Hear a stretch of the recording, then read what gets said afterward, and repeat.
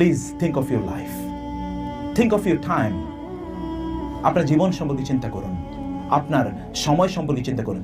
Think of your death, আপনার মৃত্যু সম্পর্কে চিন্তা করুন। আপনি কি আপনার নিজকে নিয়ে একবার চিন্তা করে দেখেছেন আপনার অস্তিত্বটা আসলে কি? আমি এই জন্য বলে থাকি, একজন মানুষকে বলতে পারবে তার শরীরের কোন জায়গা থেকে সুগন্ধি বের হয়? বলতে পারবেন? মাথা থেকে পা পর্যন্ত বলেন তো কোন জায়গা থেকে সুগন্ধি বের হয়? একটা জায়গা বলেন তো। একটা জায়গা আছে? ঘাম বের হলে তো দুর্গন্ধ, এমন কোন জায়গা যেখান থেকে ঘাম বের হয় না? আর অন্যান্য কথা তো আমি বাদিয়ে দিলাম। তাহলে এই মানুষের কি আছে? এই মানুষের কি? এ তো মরে যাওয়ার পর 3 দিন পরে তার শরীরের কোনো অংশ থাকবে না যেটা এখন অক্ষত আছে, পোকায় খাওয়া শুরু করবে আর পচে গলে লাশ দুর্গন্ধ বের হবে সেখান থেকে। এই মানুষের কি আছে? তার এই লোকটা কি আছে? তাহলে সে কি করছে? তার কিসের এত লম্প ঝম্প?